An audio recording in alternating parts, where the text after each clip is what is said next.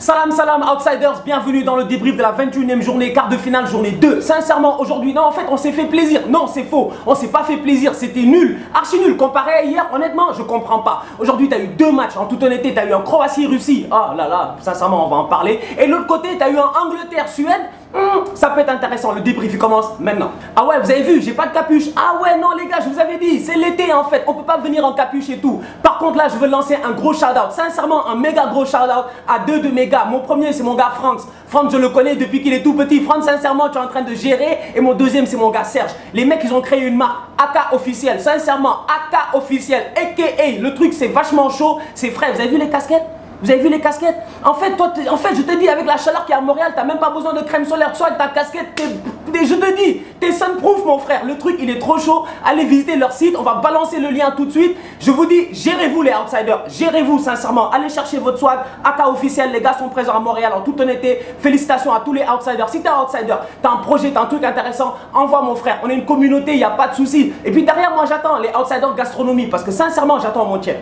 Ils nous ont balancé un Angleterre-Suède. On va être sérieux, les Anglais, ils ont géré. Pourquoi ils ont géré? Parce que les Anglais, aujourd'hui, tu vois qu'il y a une évolution dans leur football. L'Angleterre, ils sont pour la première fois depuis 1990, mais ils sont qualifiés dans une demi-finale. C'était jamais arrivé. Le foot anglais n'avait jamais vu une génération aussi talentueuse que celle d'aujourd'hui et aussi une génération aussi complète. Parce que les gars, on va être sérieux. Harry Kane, qui est ce leader de cette équipe, qui mène cette équipe, c'est un joueur complet. Harry Kane, aujourd'hui, vous l'avez encore vu. Vous l'avez vu lors des deux derniers matchs. Non seulement le mec, il est à la finition parce qu'il te plante 6 buts. Oui, certes, il y a des pénaux, mais à the end of the day, je vous l'ai toujours dit, les pénaux, ça fait partie du game. Donc, Harry Kane, il les a plantés. Mais en plus de cela, Harry Kane, il a la récupération, il construit le jeu et tout. Derrière, tu as les Jesse Lingard. Jesse Lingard, cette saison, tu sens que c'est vraiment sa saison. Avec Mourinho, il a été superbe. Sincèrement, il a été superbe. Et c'est rare pour moi de dire qu'un joueur de Mourinho a été bon. Mais Jesse Lingard, toute la saison, il a été superbe, il a été constant. En Coupe du Monde, tu le vois. Aujourd'hui, c'était le seul à bouffer les espaces. En toute honnêteté, toute la première mi-temps, toute la deuxième mi-temps, il bouffe les espaces. Tu en as un autre à côté. Alors là, lui, je comprends pas. Sincèrement, les gars, on va être sérieux. Mon père m'a appelé.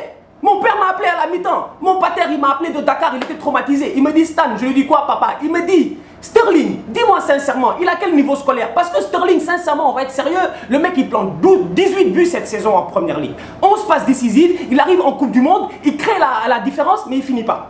Incapable de finir. Sterling est devant les buts, mais à un moment donné, mais fait la passe à Dele Alli, il la fait pas. Sterling est devant les buts, mais frappe, il frappe pas. Sterling est devant les buts, mais crochette, il crochette pas. Mais Sterling, c'est quoi ton problème? Autant Sterling dans le jeu, tu sens que le mec, il crée la différence, mais derrière, il n'arrive pas à finir. Autant les Anglais, ils sont anormalement dangereux sur les coups de pied arrêtés. À un moment donné, il faut qu'on soit sérieux. L'Angleterre, là, mais ils ont mis 8 buts sur 11. 8 buts sur 11 sur les coups de pied arrêtés. C'était jamais arrivé dans l'histoire de la Coupe du Monde. Aujourd'hui, cette Angleterre-là, en tant que tel, le coach Southgate, il est venu, il nous l'a expliqué. Il nous a dit que le mec, en tant que tel, il s'est énormément inspiré des sports US et plus précisément du basket, des screens, tu viens, tu bloques, etc.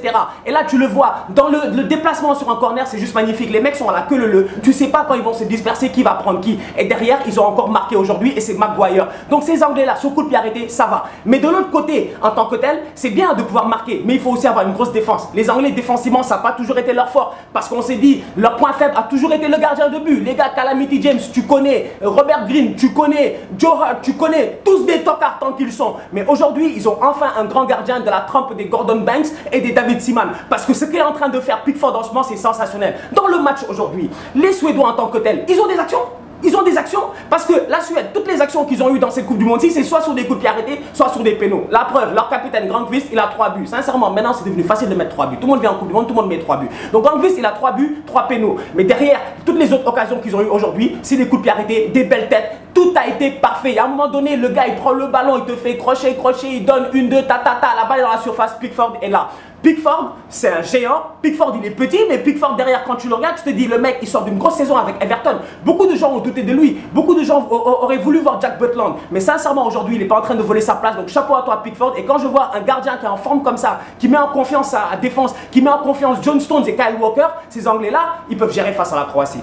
Dans cette Coupe du Monde, si on a parlé d'effets, vous m'avez entendu parler d'effets Cristiano Ronaldo, effet Lionel Messi, effet Vladimir Poutine. Là, en toute honnêteté, il faut qu'on soit sérieux, tu as un effet Pep Guardiola. Parce que Pep Guardiola, bizarrement, à chaque fois qu'il a été coach dans un championnat, ce championnat-là a gagné la Coupe du Monde. Quand tu vois l'Espagne en 2010, c'est presque une copie conforme du Barça. Le Bayern en 2014, c'est presque une copie conforme de l'Allemagne, à quelques exceptions près. Aujourd'hui, cette Angleterre-là, en tant que telle, c'est pas une copie conforme de Manchester City, mais il y a des joueurs de Manchester City qui sont assez forts dans cette équipe-là. Et de l'autre côté, le championnat anglais a pris du niveau. Faut qu'on soit honnête. il a pris énormément de niveau. Cette saison en première ligue, tu as des Pochettino. Quand tu vois le déplacement des Dele Alli sur le terrain, le déplacement et l'évolution de Harry Kane, etc. et même de Dyer, tu te rends compte qu'il y a une touche Pochettino. Donc tous ces grands joueurs, tous ces grands coachs là, ça influe, que tu le veuilles ou non, sur le championnat. Et aujourd'hui, ces Anglais, ils sont plus sereins, ils gardent le ballon, ils sont en toute honnêteté, il faut qu'on soit honnête, c'était les gros outsiders de cette compétition-ci. Qui aurait dit que l'Angleterre serait là? Bon, les Russes, ils se dopent ou pas? En tout cas, sincèrement, il faut qu'on se pose une vraie question. Les Russes, ils se dopent ou quoi? Parce qu'on ne sait pas. Qu'est-ce qui s'est passé aujourd'hui? Russie-Croatie, le match en toute honnêteté, il n'est pas très intéressant. Parce que les deux équipes marquent contre le cours du jeu. Le match, il est bloqué au milieu de terrain, tu ne comprends pas ce qui se passe. Première 10-15 minutes, les Russes, ils ont le ballon, ils acculent les Croates, mais ils ne marquent pas. Et derrière, c'est sur une étincelle de Cherichev qui fait le 1-2 avec Zuba, il récupère le ballon, Ra te la met en pleine lucarne. C'était facile. Derrière, même pas 30 secondes plus tard, moi en fait, je dis n'importe quoi, mais quelques minutes plus tard, ils égalisent. Et sur une action assez bizarre, aujourd'hui les défenseurs russes, mais gérez-vous, vous êtes 5. Mais merde, vous êtes 5 les mecs. Il est tout seul Kramaric. Il n'y a personne qui le prend. On dirait qu'ils ne connaissent pas Kramaric. Sincèrement, gérez-vous. Je le dis souvent, les gens doivent prendre le temps de regarder certains championnats. C'est pas grave, la Bundesliga, certes, c'est pas super intéressant, mais rien ne t'empêche d'aller regarder certains matchs. Tu vois, des Bayern Offenheim, ça t'aurait permis de voir Kramaric. Kramaric, il a été létal cette année en Bundesliga, il a été énorme. La preuve, c'est lui qui prend la place de Brozovic au début du match. Ra, le mec, il réussit à marquer. Donc ces Croates-là, en tant que tels, individuellement, ils sont forts. Collectivement, ils sont forts. Physiquement, ils sont forts. Mais en face, tu as une Russie qui est à domicile. Une Russie qui a un coach. Je suis désolé, le mec, toutes les 30 secondes, il fait le moulin avant. Ouais. Mais mec, gère-toi. Regarde le terrain.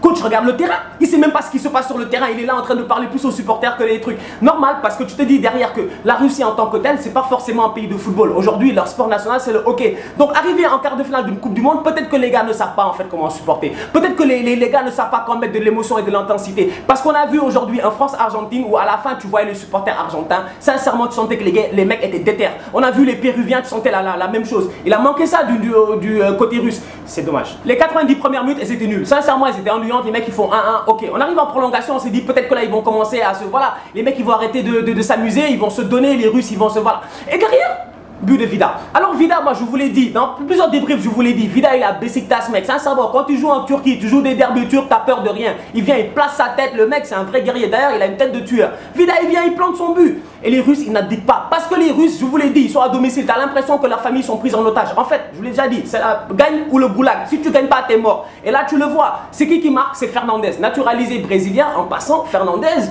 qui jouait aujourd'hui son 9e ou son 10e match avec cette équipe de Russie. C'est-à-dire que Fernandez, dans les 9 ou 10 matchs qu'il a joué avec la Russie, c'est un Brésilien, hein, je vous ai bien dit, c'est un vrai Brésilien. Le mec, il vient de Grêmio. Si tu regardes bien, les 5 matchs, c'est la Coupe du Monde. Donc le mec, il vient d'arriver, il te plante une tête, il soulève tout un peuple et tu te dis, waouh, ils vont le faire. Ils vont en penalty. Et là, tu penses directement à leur dernier match. Et tu te dis, ah, ces Russes-là, ils peuvent le faire. Mais non.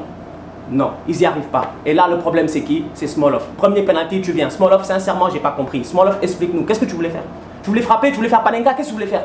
Smolov, j'ai pas compris. C'est un mix entre Giroud et puis Zidane en fait. Sur le coup, on dirait qu'il est arrivé, il a bugué le mec. Mais frappe, frère, il frappe pas. Il fait une frappenka. La balle est bizarre, le gars il fait l'arrêt. Derrière, tu as encore un deuxième raté russe. En fait, aujourd'hui, les Russes en tant que tels, quand tu regardes dans le fond, ils n'ont pas fait un bon match. Mais c'était la même chose face à l'Espagne, tu vois. Ils ont juste tenu. Et à la fin, quand il fallait gagner, ils l'ont pas fait. Derrière, respect aux Croates. J'ai commencé en vous disant que les Russes, ils se dopent, non? Il y avait une raison, je l'ai dit 2 fois. Parce que sincèrement, on va être honnête, moi j'ai pas compris. Fernandez là qui marque, vous avez vu comment il a sauté?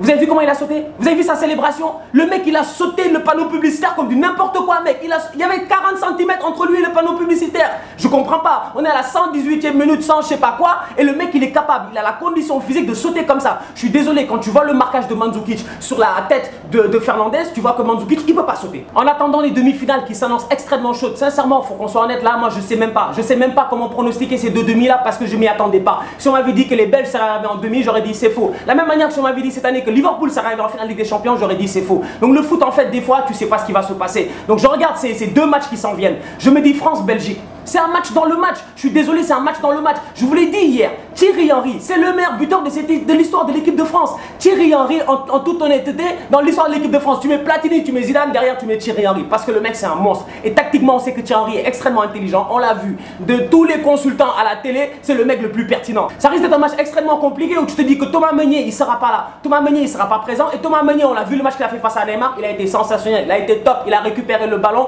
Le mec, il prend un carton jaune. C'est dommage, mais Meunier, il était dans son match. match. Donc je me dis, comment est-ce qu'il va gérer ça? Est-ce qu'il va faire jouer Ardenweller sur le côté droit? Est-ce qu'il va faire jouer Vertonghen sur le côté gauche et gérer avec une défense Vermaelen et puis, comment il s'appelle, Vincent Kompany? Ça va être un gros challenge. De l'autre côté, tu as le milieu de terrain. Tu as un énorme match-up entre Kanté et puis Kevin De Bruyne. On l'a vu cette saison, Manchester City-Chelsea, c'est Chelsea qui a perdu. Mais de l'autre côté, je me dis, Kanté, il est en train de faire une Coupe du Monde extraordinaire. Il récupère tout ce qui bouge. Je vous l'ai dit, tu dribbles N'Golo, Kanté te rattrape. Tu dribbles Kanté, N'Golo te rattrape. De l'autre côté, tu as en Croatie, Angleterre.